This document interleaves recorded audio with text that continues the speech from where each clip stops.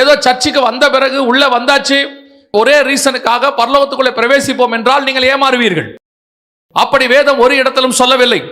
கிறிஸ்தவர்களை பரலோகத்துக்கு கூட்டிட்டு போவேன் என்று கர்த்தர் ஒரு நாளும் சொல்லவில்லை. உண்மையும் உத்தமம் உள்ளவர்களை தான் கொண்டு போவேன் என்று கர்த்தர் சொல்லி இருக்கிறார். எஜமானுடைய சித்தத்தின்படி செய்கிறவர்கள் தான் உள்ளே பிரவேசிக்க முடியும். அவர் விரும்புகிற மணவாட்டி தான் அவரோடு கூட சிங்காசனத்தில் உட்கார முடியும்.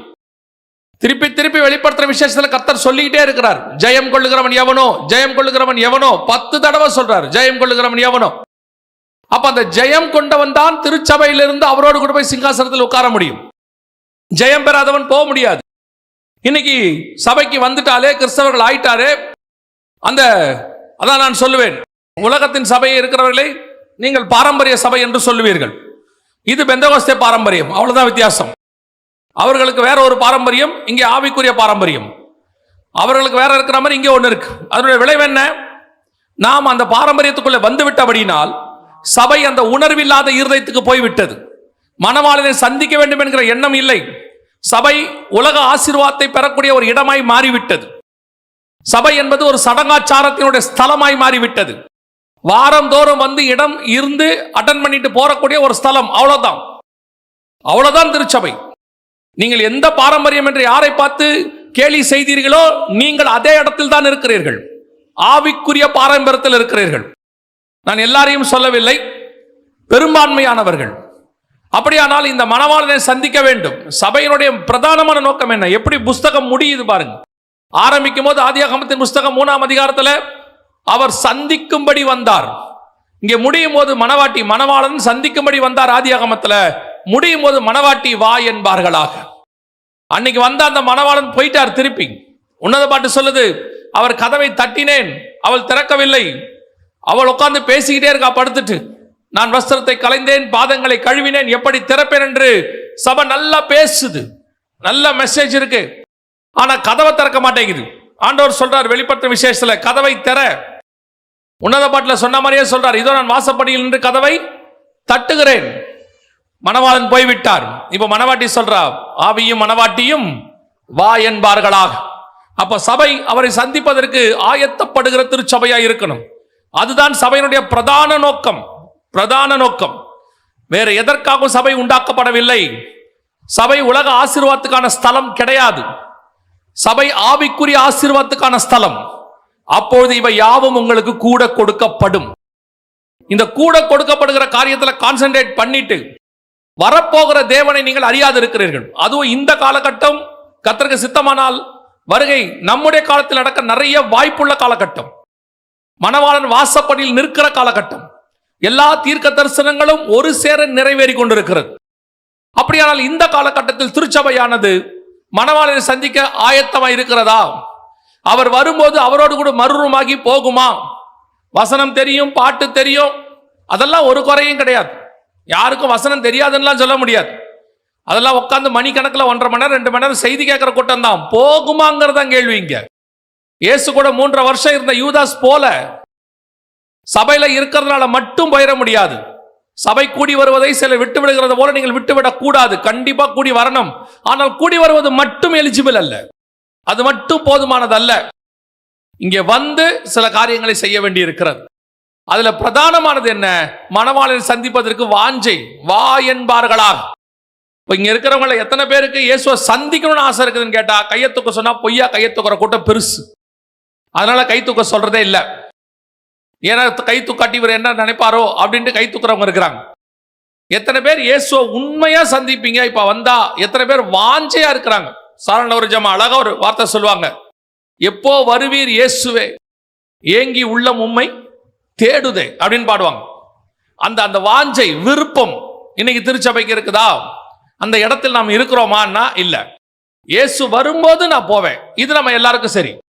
ஆனால் இயேசுவே வாரும் இது கிடையாது. நம்ம எல்லாரும் எந்த இடத்துல இருக்கிறோம்னா இயேசு வரும்போது கண்டிப்பா போகணும், அந்த ஆசை இருக்குது. ஆனா இப்பவே இயேசு வாரும் அப்படின்னா பெரும்பான்மையானவர்களுக்கு கிடையாது. ஏன்னா அவரை வான்னு சொல்ற இடத்துலயே நம்ம இல்ல. முதல்ல நமக்கு எப்படி இருக்குதுன்னு கேட்டீங்கன்னா, இந்த உலகத்தின் மேல ஆசை, உலகத்தில் உள்ளது மேல ஆசை. நாம இதை மறந்துட்டோம். இயேசுவின் வருகை எப்ப வேணாலும் வரும்ன்றதை மறந்துட்டோம். இப்ப நாம எந்த இடத்துல இருக்கிறோம்னா, ஒரு 70 வயசு 80 வயசு கழிச்சு ஒரு நாள் கண்டிப்பாய் மரணம் வரும். மரணம் வரும்பொழுது நான் அவருக்குள்ளே நித்திரை அடைந்து பரலோகத்திலே போவேன். இதுதான் நம்முடையதான ஒரே மைண்ட், இருக்கிற மைண்ட் அதான். ஆனால் இப்ப இயேசு வருவாரு அப்படிங்கிறது போயிடுச்சு. அதை விட முக்கியம், இப்ப இயேசுவே வாரும் அப்படின்னு கூப்பிடுறது இல்லவே இல்லை. ஒரு 1% கூப்பிட்டா ஆச்சரியம். இப்ப இயேசுவே வாரும். 1ஆம் நூற்றாண்டுல, அதாவது அப்போஸ்தலர் காலத்துல, இப்ப நீங்க யாரை பார்த்தாலும் பிரைஸ் தி லார்ட் அல்லேலூயாங்கறீங்களே, அந்த மாதிரி அப்பொழுது சொல்ல மாட்டாங்களாம்.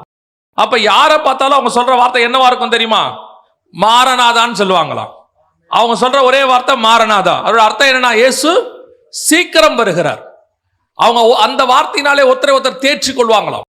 ஒரு இடத்துல கொண்டு போவாங்களாம் அடிக்கிறதுக்கு, ரத்த சாட்சியா மறிக்க கூட்டிட்டு போகும்போது அடி வாங்கிட்டு எதிரில் ஒருத்தர் வருவாராம். அவர் அப்படியே தூக்கிட்டு வருவாங்களாம். அப்ப அந்த அடிக்க போறவர், அந்த அடி வாங்கிட்டு வரவர், அடிக்க போறவர், அந்த தூக்கிட்டு போறவரை பார்த்து சொல்லுவாங்களாம், அடி வாங்க போறவரை மாரநாதா அப்படின்ட்டு போவாரா. அதுனா என்ன அர்த்தம்னா, மறுதளிச்சிராத, இயேசு சீக்கிரம் வரப்போகிறார். நம்ம செத்தாலும் பரலோகத்துக்கு தான் போக போறோம். இந்த வார்த்தையினாலே ஒருவரை ஒருவர் தேர்ச்சி கொண்டார்களாம். இன்னைக்கு மாரநாதாவும் போயிருச்சு, இயேசு வருவாருங்கிறதும் போயிருச்சு, அந்த தாட்டும் போயிருச்சு. இன்னைக்கு நாம அவரை சந்திக்கிற இடத்தில் சபை இல்லை. இதான் நிதர்சனமான உண்மை. உணர்வில்லாத இருதயம். சர்ச் என்பது ஒரு கமர்ஷியல் சைட்டாக மாறிவிட்டது, ஒரு வியாபார ஸ்தலம், பிசினஸ் சென்டர். சபை என்பது ஒரு ரிலிஜியஸ் சென்டர், அதாவது ஒரு மத ரீதியான இடமாய் மாறிவிட்டது. சபை என்பது ஒரு கல்யாட்டத்துக்கான இடமாய் மாறிவிட்டது. சபை என்பது மணவாளனை மணவாட்டி சந்திக்கிற இடம் என்பது போய்விட்டது. இப்ப அதைத்தான் ஆண்டவருக்கு எதிர்பார்க்கிறார்.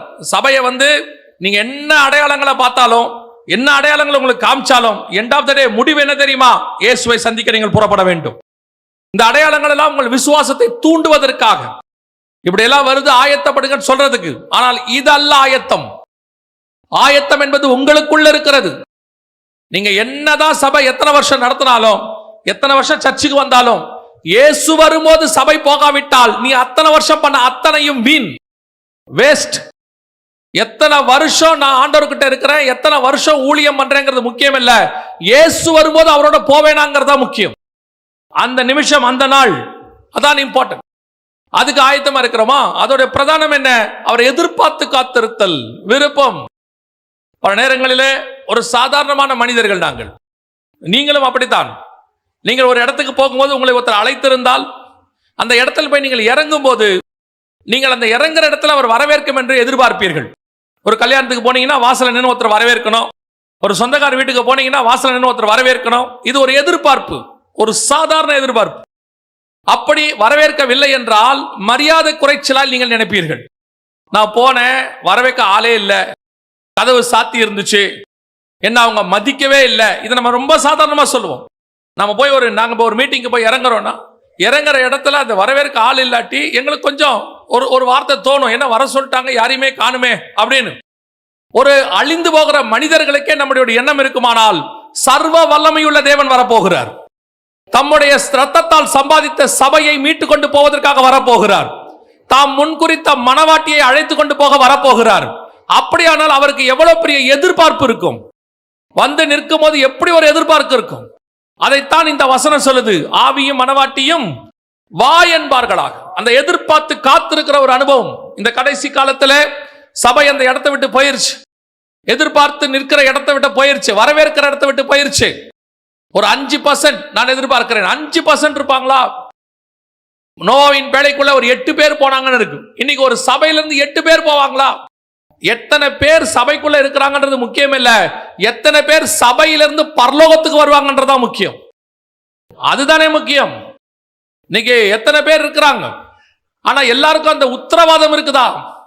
உட்கார்ந்து இருக்கிற உங்களுக்கு அந்த உத்தரவாதம் இருக்கிறதா, அல்லது உங்களை நடத்துகிறவர்களுக்கு அந்த உத்தரவாதம் இருக்கிறதா? இயேசு தெளிவா சொல்றாரு, பிதாவை பார்த்து, என்னிடத்தில் கொடுத்தவர்களில் ஒருவன் கெட்டு போனான், மிச்சம் எல்லாமே பத்திரமா இருக்குன்றாரு. அந்த மாதிரி நம்மளால சொல்ல முடியுமா எத்தனை கெட்டு போச்சு, எத்தனை போகணும்? நமக்கு எல்லாருக்கும் நம்பிக்கை எல்லாம் போகணும், உட்கார்ந்து இருக்கிறவங்களுக்கு நம்பிக்கை எல்லாரும் போகணும். ஆனா உள்ளுக்குள்ள இருக்கிற எல்லாருக்கும் தெரியும் நம்ம போக மாட்டோம். அவங்களுக்கு தெரியும் நம்ம ஆயத்தப்பட்டிருக்கிறோமா இல்லையான்னு. வெளியே உலகம் நம்மை நம்பும், நாம் ஆயத்தமா இல்லையா என்பதுதான் முக்கியம். அப்ப மணவாட்டியை பார்த்து ஆண்டவர் எதிர்பார்க்கிற சுபாவம் என்ன? முதலாவதாக, அவள் அந்த மணவாளனுக்காக காத்திருக்கிறவர்களாக, எப்போ வருவாரு வா என்று அழைக்கிற ஒரு சுபாவம் ஒவ்வொரு நாளும். விருப்பம் இல்லாதவர்களுக்கு ஏன் அதை செய்யணும்? யோசிச்சு பாருங்க. ஒரு சிலருக்கு அட்வைஸ் பண்ணும்போது நாங்கள் கத்துக்கொண்டது, தேவையில்லாதவர்களுக்கு கொடுப்பதும் தப்பு. அவங்களுக்கு ஒரு தேவை இருக்கணும், அவங்க அதை எதிர்பார்க்கணும். அப்படி கொண்டு போய் கொடுத்தாதான் அதுக்கு ஒரு மரியாதை இருக்குது. ஒரு எதிர்பார்ப்பு இல்லை, அல்லது கேட்கிறவங்களுக்கு கொடுக்க, அவங்க கேட்கிறவங்க கேட்காதவங்களுக்கு கொண்டு போய் கொடுத்தீங்கன்னா அதோட மதிப்பு இருக்காது. அதே மாதிரிதான் வான்னு சொல்லாதவங்களுக்கு இயேசுவின் வருகை மதிப்பு இருக்காது. அவங்க வேற வேலையில் இருக்கிறாங்க. ஆனால் எத்தனை பேர் காத்திருக்கிறார்களோ அவர்களை அழைத்துக் கொண்டு போகும்படிதான் ஆண்டவர் வரப்போகிறார். அல்லேலூயா. முதலாவதாக இந்த இயேசுவை சந்திப்பதற்கு இருக்க வேண்டிய பிரதானமான குவாலிட்டி என்ன? மிக முக்கியமான குவாலிட்டி, உள்ளான குவாலிட்டி என்ன? வாசிங்க 2 கொரிந்தியர் 11ஆம் அதிகாரம் 3-4 வசனங்களை வாசிங்கள் பார்ப்போம். நான் உங்களை கற்புள்ள கன்னிகையாக கிறிஸ்து என்னும் ஒரே புருஷனுக்கு ஒப்பு கொடுக்க நியமித்தபடியால் உங்களுக்காக தேவ வைராக்கியம் கொண்டிருக்கிறேன். இதுதான் முதலாவது ஒரு மணவாட்டி மணவாளனை சந்திப்பதற்கான குவாலிட்டி, கற்புள்ளவள் என்று வேதம் சொல்லுகிறது. கற்புள்ளவளாக இருக்க வேண்டும். கற்பு என்பது என்னால் என்ன? இது ஆணுக்கும் உண்டு, பெண்ணுக்கும் உண்டு. கற்பு என்பது வெறும் சரீரத்தை மட்டும் தகுதி உடையது அல்ல, சரீரத்தை மட்டும் உடையது அல்ல. இன்னைக்கு நிறைய பேர் இந்த கற்புள்ளதுங்கிறதுக்கு விளக்கம் என்ன கொடுக்குறாங்கன்னா, கல்யாணம் ஆயிடுச்சுன்னா கற்பு போயிடும் அப்படின்னு ஒரு குரூப் இருக்கு. அதனால அவங்க என்ன சொல்றாங்கன்னா, கல்யாணம் பண்ணாம இருக்கிறவங்க தான் கற்புள்ளவர்கள். ஏன்னா சீயோன் மலையில 14ஆம் அதிகாரம் வெளிப்படுத்தின விசேஷத்துல 1,44,000 பேர் நிற்கிறார்கள். அதுல இருக்கிறவர்களை பற்றி சொல்லும் பொழுது ஸ்திரீகளால் கரைப்படாதவர்களும் கற்புள்ளவர்களும் என்று வேதம் சொல்லுகிறது. அந்த ஸ்திரீகளால் கரைப்படாதவர்கள் என்றால் பெண்ணை திருமணம் பண்ணாதவர்கள் என்றும், கற்புள்ளவர்கள் என்றால் ஆணை திருமணம் பண்ணாதவர்கள் என்றும் அவர்கள் அந்த வசனத்தை அப்படியே எடுத்துக்கிறாங்க. மற்ற எல்லா வசனத்தையும் ஸ்பிரிச்சுவலா தியானிப்பாங்க. இந்த ஒரு வசனத்தை மட்டும் அவங்க அப்படியே ஸ்பிரிச்சுவலா எடுக்காம உலக பிரகாரமா எடுத்து கல்யாணம் பண்ணக்கூடாது அப்படின்னு உபதேசமாக்கிட்டாங்க. நல்லா கவனிச்சு கொள்ளுங்க. திருமணம் ஆகாமல் கர்த்தருக்காக நிற்க வேண்டும் என்பது கர்த்தர் உங்கள் மேல் வைத்த திட்டமாய் இருக்குமானால் அதை நீங்கள் ஃபாலோ பண்ணுங்கள். என வேதம் சொல்லுது, வரம் பெற்றவர்களை தவிர வேறு ஒருவரும் அப்படி இருக்க முடியாது.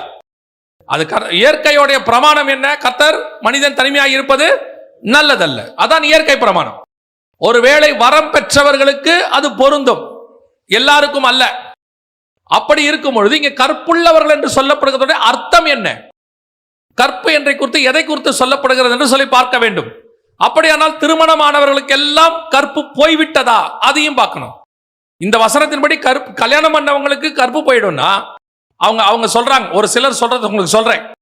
அப்படின்னா திருமணமாகவங்க எல்லாம் கற்பிழந்தவர்கள் அர்த்தம். ஆனா நம்ம ஊரை பொறுத்த வரைக்கும் திருமணமாகி ஒரே கணவனோடு கூட உண்மையா இருக்கிறவர்களுக்கு பேர் தான் கற்புக்கரசின்னு பேர். அவங்கள தான் கற்புக்கரசிம்பாங்க. அப்போ கற்புள்ள கன்னிகையாக ஒரே புருஷனுக்கு அப்படின்னா என்ன அர்த்தம்? என்னக்குள்ள கிறிஸ்துவை தவிர வேறொரு சிந்தனை இல்லை, கிறிஸ்துவினுடையதான அந்த அன்பை தவிர வேறொரு அன்பில்லை, கிறிஸ்துவுக்காக காத்திருக்கிற அந்த உபதேசத்தை தவிர வேறொரு உபதேசம் எனக்குள் இல்லை, எதுவும் எனக்குள் கலக்காது. கிறிஸ்து எனக்கு என்ன சொன்னாரோ அதை மட்டும் சிந்தித்துக் கொண்டிருப்பேன். பிலிப்பியருக்கு எழுதும் போது பவுல் சொல்லுகிறார், 4ஆம் அதிகாரம் 8வது வசனத்தை வாசிங்கள். கடைசியாக சகோதரரே, உண்மை உள்ளவைகள் எவைகளோ, ஒழுக்கமுள்ளவைகள் எவைகளோ, நீதி உள்ளவைகள் எவைகளோ, கற்புள்ளவைகள் எவைகளோ, அன்புள்ளவைகள் எவைகளோ, நற்கீர்த்தி உள்ளவைகள் எவைகளோ, புண்ணியம் எதுவோ, புகழ் எதுவோ, அவைகளையே சிந்தித்துக் கொண்டிருங்கள். கற்புள்ளவர்களாய் வாழுங்கள் என்று சொல்லவில்லை, கற்புள்ளவர்களாய் சிந்தியுங்கள் என்று சொல்லுகிறார். உன் இருதயத்தின் நினைவுகளில் கூட கிறிஸ்துவை தவிர வேறு ஒருவருக்கு இடமில்லை. உன் இருதயத்தினுடைய எண்ணத்தில் பரலோகத்தை தவிர வேறொருத்துக்கு இடமில்லை. அந்த இடம் இருக்கணும். அதைத்தான் பவுல் 2 கொரிந்தியருக்கு எழுதும் போது 11ஆம் அதிகாரத்தில் 3-4 வசனத்தில் சொல்றாரு, எப்படி சர்ப்பமானது ஸ்திரீயானவளை வஞ்சித்ததோ அதே போல உண்மையினின்று உங்கள் இருதயம் விலகிவிடுமோ என்று நான் பயந்திருக்கிறேன். அவருடைய அர்த்தம் என்ன?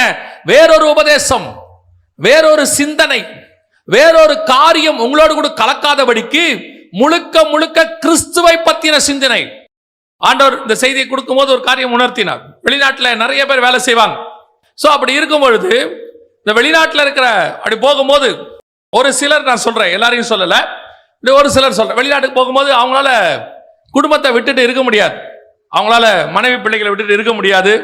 அப்படி இருக்கும் சில வெளிநாடுகளில் மனைவியெல்லாம் கூட்டிட்டு போக முடியாது, குடும்பத்தை எல்லாம் அவங்க அவரே இருக்கிறது பெரிய கஷ்டமா இருக்கும், குடும்பத்தை கூட்டு போய் இருக்க முடியாது சில நாடுகளில். அப்போ அவங்க என்ன பண்ணுவாங்க, அங்கிருந்து இங்கே ஃபோன் பண்ணும்போது கணவன் சொல்லுவார் மனைவியை பார்த்து, நான் வந்துடலான்னு இருக்கேம்மா, என்னால் இங்கே தனியாக இருக்க முடியல, பிள்ளைகளை பார்க்காம உங்களை பார்க்காம இருக்க முடியல அப்படின்னு சொன்ன உடனே 2 வகையான மனவாட்டி இருக்கிறாங்க பதில் சொல்றதுல. ஒரு மனவாட்டி என்ன சொல்லுவாங்கன்னா, வந்துருங்கப்பா, எங்களுக்கும் நீங்கள் இல்லாமல் இருக்க முடியல, எங்களுக்கும் கஷ்டமா இருக்கு, கூழோ கஞ்சியோ ஏதோ ஒன்று வாங்க சேர்ந்து செய்வோம், 2 பேரும் வேலை பார்ப்போம், வந்துருங்க சேர்ந்து பார்ப்போம் அப்படின்னு. இது ஒரு வகையான மனவாட்டி. இன்னொரு மனவாட்டி இருக்கு, இது கொஞ்சம் ஞானம். இவங்க என்ன சொல்லுவாங்கன்னா, இப்பதான் இடம் வாங்கியிருக்கோம், இந்த வீட்டை கட்டி முடிச்சிட்டோம்னா பிள்ளைங்க கொஞ்சம் ஒரு 15 வருஷம் நல்லா வளர்ந்துட்டாங்கன்னா அதுக்கப்புறம் நீங்க வந்துட்டீங்கன்னா கொஞ்சம் செட்டில் ஆயிடலாம், செட்டில் ஆன பிறகு வந்தீங்கன்னா நல்லா இருக்கும். இந்த 2 மனவாட்டியில இந்த 2வது மனவாட்டி தான் உலக பிரகாரமா ஞானம். அந்த அம்மாவை பத்தி சொல்லும் போது அந்த அம்மா மட்டும் அன்னைக்கு அப்படி சொல்லாம இருந்தா அவர் அப்பயே வந்திருப்பாரு, குடும்பம் நடுத்தல நின்று இருக்கோம்பா. ஆனா பெரும்பான்மையான அப்படி போன குடும்பங்கள்ல பாத்தீங்கன்னா எத்தனையோ அன்பு குறைவுகள் இருக்கிறது, எத்தனையோ குளறுபடிகள் இருக்கு, எத்தனையோ குடும்பங்கள் பிரச்சனைகளுக்கு நடுவில் போயிட்டு இருக்குது. இங்க ஒரு வீடு கட்டிடணும், இங்க ஒரு இடம் வாங்கிடணும், இங்க கொஞ்சம் வசதி ஆயிரணும், அது வரைக்கும் அவர் அங்க இருந்தாருன்னா நல்லது, அவர்கிட்ட இருந்து பணம் வரட்டும், அவர்கிட்ட இருந்து ஆசீர்வாதம் வரட்டும், இங்க வச்சு நாம அதையெல்லாம் செஞ்சுப்போம், ஆனா அவரு அங்கேயே இருக்கட்டும். அவர் ஏதோ வருஷத்துக்கு ஒரு தடவை 2 வருஷத்துக்கு ஒரு தடவை வந்துட்டு போனார்னா போதும், மத்தபடி அவர் அங்கே இருக்கட்டும் அப்படின்னு நினைப்பாங்க. இதே கூட்டம் தான் சர்ச்சில் இருக்கு. இயேசுநாதர் கிட்ட இருந்து ஆசீர்வாதம் வேணும், இயேசுநாதர் கிட்ட இருந்து எல்லா விதமான காரியங்களும் வேணும், ஆனா இயேசுநாதர் வந்துடக்கூடாது, இங்க வந்து கூட்டிட்டு எல்லாம் போயிடக்கூடாது. அவர் அங்கே இருக்கணும், நம்ம இங்கே இருக்கணும், அவர் அங்கிருந்து கொடுத்துக்கிட்டே இருக்கணும், நாம இங்க ஆசீர்வாதமா இருந்துகிட்டே இருக்கணும். இந்த கூட்டம் தான் இருக்கு. அந்த கூட்டத்தை பார்த்தான்னு சொல்றாரு, உன் இருதயத்துல நான் தான் வேணும் நீ நினைச்சினா இங்க எதையுமே வேணான்னு சொல்லிடுவேன். இயேசு வேணும்னு நினைக்கிறவனுக்கு இங்க எதுவுமே தேவைப்படாது. ஆனா ஒரு கூட்டத்துக்கு இங்கே தேவை, நீ எதையாவது ஒன்னத்தான் நேசிக்க முடியும். வேதம் தெளிவாய் சொல்லுகிறது, இருமனம் உள்ளவன் தன் வழிகள் எல்லாவற்றிலும் நிலையற்றவராய் இருக்கிறார். ஒன்று கர்த்தர் தெய்வமானால் கர்த்தரிடத்தில் வாங்கள், பாகால் தெய்வமானால் பாகால் இடத்துல போங்கள். உலகத்துக்குரியதாலை சிந்திக்கும்படி வசனம் எவ்வளவு அழகா சொல்லுது பாருங்க, கற்புள்ளவைகளே அவைகளோ அவைகளையே சிந்தித்துக் கொண்டிருங்கள். இன்னைக்கு கடைசி காலத்துல பல சபைகள் சிந்திக்க சொல்லிக் கொடுக்கிறது கூட உலகத்தை தான் சொல்லிக் கொடுக்குது. இத கேளு, அதை கேளு, அதை வாங்கு, இப்படி இரு, இத அறிக்கை பண்ணு, அப்பதான் நீ பூமியில இப்படி இருப்ப அப்படி இருப்ப. ஆண்டவர் தெளிவா சொல்றாரு, நீ ஒன்று என்னை பத்தின எண்ணத்தை வச்சுக்கிட்டு இன்னொரு காரியத்தையும் நீ யோசிச்சுக்கிட்டே இருந்தீனா கற்பில்லைங்கிறாரு. ஆவிக்குரிய கற்பு என்பது என்ன? என் தேவனை குறித்ததான சிந்தனை, பரலோகத்தை குறித்து. அதுதான் பவுல் சொல்றாரு, எனக்கு ஒன்று நியமிக்கப்பட்டிருக்கிறது. நான் பேசுறது எல்லாமே ஸ்பிரிச்சுவாலிட்டி. ஒரு கூட்டம் உட்கார்ந்து சொல்லும், பிராக்டிக்கலா யோசிங்க. உங்களுக்கு சொல்கிறேன், கர்த்தருக்கு முன்பாக நின்று சொல்கிறேன், இந்த உலகத்தினுடைய தேவைகள் என்னவோ அதை பரலோகம் உங்களை விட அதிக கவனமாய் உங்களுக்கு கொடுக்கும். ஏனால் உங்கள் தேவை என்ன என்பதை பரமபிதா முன்பே அறிந்திருக்கிறார். குருவிகளுக்கு போஷிக்கிறவர், பூக்களுக்கு உடுத்து வைக்கிறவர் உங்களுக்கு கொடுக்க மாட்டாரா? இன்னைக்கு என்னமோ பரமபிதாவுக்கு ஒண்ணுமே தெரியாத வாரியம். சர்வ வல்லமையுள்ள தேவன் 2 பேரை படைக்க போற தேவன், பின்னாடி சந்ததி வரப்போகிறது என்று தெரிந்த தேவன் இவ்வளவு பெரிய உலகத்தை ரெடி பண்ணி அந்த 2 பேர்கிட்ட கொடுப்பாருன்னா நீங்க 4 பேர் இருக்கிற குடும்பத்துக்கு என்ன கொடுக்கணும்னு அவருக்கு தெரியாதா? நீங்க பாருங்க, இப்ப உங்க பையன் உங்களை கேட்கிறாரு, 8வது படிக்கிற பையன், அப்பா எங்க வேலைக்கு போறீங்க, என்ன சம்பளம்? ஏண்டா இல்ல நீங்க என்ன படிக்க சொன்னீங்க, இந்த படிக்கும் போது எவ்வளவு செலவாகுதோ, இந்த சாப்பாட்டுக்கு எவ்வளவு செலவாகுது, ட்ரெஸ்ஸுக்கு எவ்வளவு செலவாகுது, நீங்க சொல்ற வார்த்தை என்ன வரைக்கும் தெரியுமா? உனக்கு எதுக்கு இந்த கணக்கு, நீ போய் ஒழுங்கா என்ன செய்ய, படி, நீ போய் படி, அதை பார்த்துக்க வேண்டியது என் பொறுப்பு, உனக்கு கொடுக்கப்பட்டது படிக்கிறது மட்டும், படிச்சு நல்லா பாஸ் பண்ணு, உன் சாப்பாடு ட்ரெஸ்ஸு ஃபீஸ் எல்லாம் நான் பார்த்துக்கிறேன், அந்த கவலை உனக்கு வேணாம், அதை நீ யோசிக்கவும் யோசிக்காத, அந்த கவலையோட உட்காந்து படிக்காத, உனக்கு இருக்க வேண்டிய ஒரே கவலை இதை நான் பாஸ் பண்ணி மேல வரணும். அதைத்தான் ஆண்டவர் சொல்றார், பூமியில உனக்கு கொடுக்கப்பட வேண்டிய காரியங்களை குறித்து நீங்கள் கவலைப்படாதிருங்கள், நாளைய தினத்தை குறித்து யோசிக்காதீங்கன்னு பைபிள் சொல்லுது. ஆண்டவர் இன்று போஷித்த ஆண்டவர், நேற்று கொடுத்த தேவன் நாளைக்கும் கொடுக்க வல்லமை உள்ளவராய் இருக்கிறார். அதுதான் நீங்கள் அவரை நேசிக்கிற நேசத்தினுடைய உச்சம். எப்ப நீங்கள் உங்கள் தேவனாகிய கர்த்தரை முழு இருதயத்தோடு, முழு ஆத்மாவோடு, முழு பலத்தோடு நம்புகிறீர்களோ அப்பதான் நீ உலகத்துல இருக்கிறது மேல பயப்பட மாட்டீங்க, அதை பத்தி யோசிக்கவே மாட்டீங்க. உங்களுக்கு பயம் இருக்குன்னா உங்கள் தேவன் மேல உங்களுக்கு நம்பிக்கை குறைவா இருக்குன்னு அர்த்தம். அழைத்தவர் உண்மை உள்ளவர், அவர் முடிவு பரியந்தம் நடத்த போதுமானவராய் இருக்கிறார். இன்னைக்கு நாம் அவரை அழைக்கிற இடத்துல இல்ல, இன்னைக்கு நாம் அவரை கூப்பிடுற இடத்துல இல்ல. இன்னொன்னு தாட்டு ஓடிக்கிட்டே இருக்குது, இதுவும் இருந்துகிட்டுமே, இதுவும் நடக்கட்டுமே. அவர் நித்திய தேவன். அப்படி இருக்கும்போது நம்முடைய நம்பிக்கை எப்படி இருக்குது? வயசானா என்ன ஆகும்? எனக்கு தான் வயசாகும், என் தேவனுக்கு வயசே ஆகாது.